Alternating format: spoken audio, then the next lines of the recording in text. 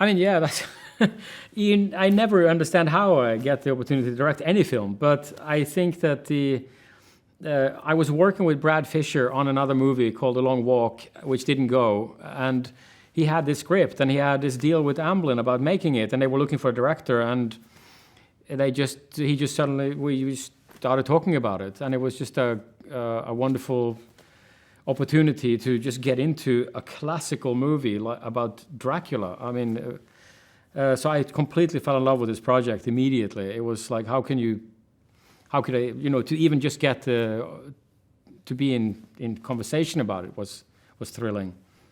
I mean, he is the ultimate villain in fiction, and he's pure evil, but he's also driven by a very basic need that we all have. I mean, obviously in his particular case, it's about blood, but it can be related. It can be, compared to many other things, and I find that to be such a fascinating aspect to a person who is actually sophisticated and an aristocrat on one side, and then can just turn into this monster, and literal. And this is what we aimed at, making him literally a monster. When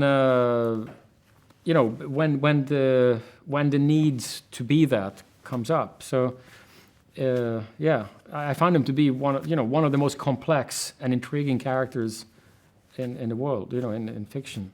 Well, that's wonderful. If that's what you see, then that's great. That's a relief, because that is what we were trying to do. It is trying to make Dracula as scary as possible, because a lot of the Dracula movies that have been in the past have been gothic, or they have a sense of romance, or they've had all these aspects to them, but to just make Dracula into just pure horror hasn't really been done much before, and at least not for decades.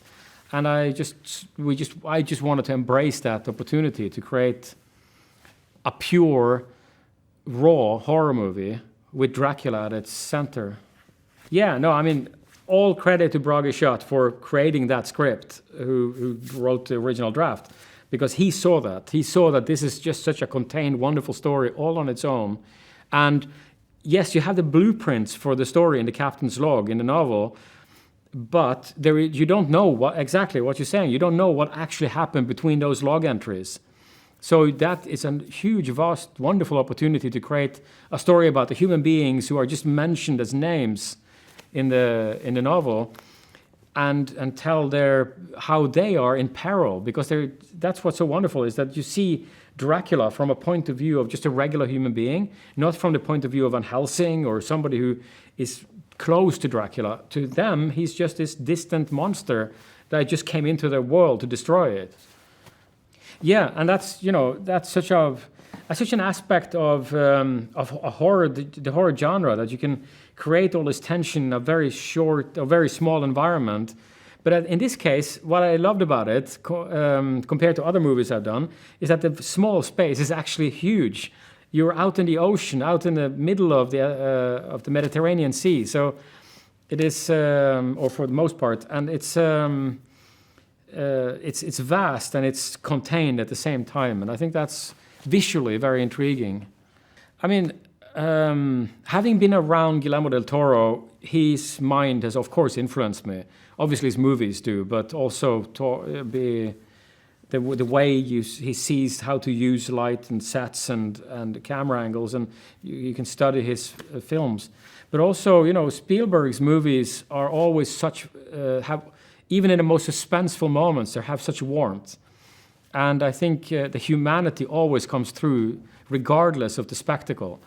And I think that's been an influence. But I think also David Fincher, with his stark, cold, very clean visual style, has also has influenced my horror filmmaking. Because I love the classical story, the classical use of camera, the classical use of light, and the whole nine yards. I mean, the captain is obviously he has a responsibility. How does he handle his responsibility facing something he doesn't know anything about? Is he able to remain the captain of the ship? Is he able to steer the crew as a group to fight the enemy?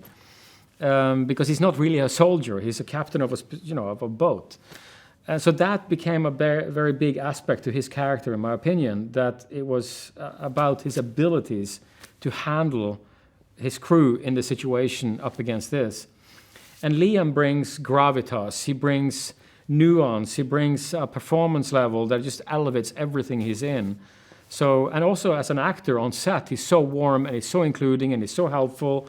And, it's being around these amazing actors is just a joy.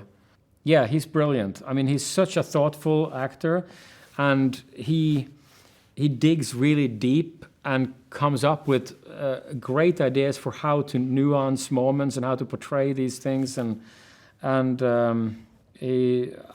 He's such a great performer.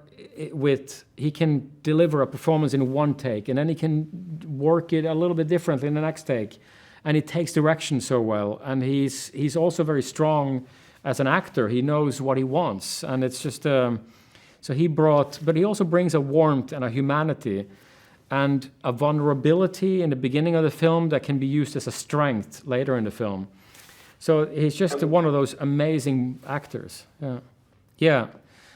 I mean, he wins everyone over because he's also facing something that is entirely unimaginable to a scientific mind, a doctor, that he's learned that everything is grounded, and then faced with this devil, he has to actually come to terms with that the world is not what he expected it to be. And that's kind of the big theme in the movie in many ways. And that comes through his character. And that's something I love about the script, is that the theme of the film comes through the discovery of the character. Yeah, he's such a great actor. He's such a joy to work with. He's so profoundly present in the character. He loves the genre like very few others. He's obsessed with, and he was obsessed with Dracula. I mean, he loves the character from before we even got to meet, talk about it. And he spent actually a while on a ship, a year or something of his life, if not more. So he really knew how to handle himself on the ship as well. So that those kind of things come out very well on screen. But he has an intensity about him that I love, and he has a screen presence that is just almost underused, in my opinion. I mean, Edward Thomas, who is the production designer, he and I talked about the basic layout in the beginning, because we needed the story to work logically according to the way the script was written, and we needed to start placing the rooms in accordance to how it needs to be to function in the story. And then, it was always the idea that the cargo hold was this big belly of the beast, and that's where, that's what it's all gonna be about. And it had to be a schooner because that's the way it's described in the novel. So then you have some parameters for what kind of ship you're doing. But I wanted it to be huge, I mean, like a big schooner with 3 masts, and because we needed all the space for the actors to be able to play, and for me to be able to create tension, spatial tension, and create unreliable environments that the actors could be scared in, basically. Yeah.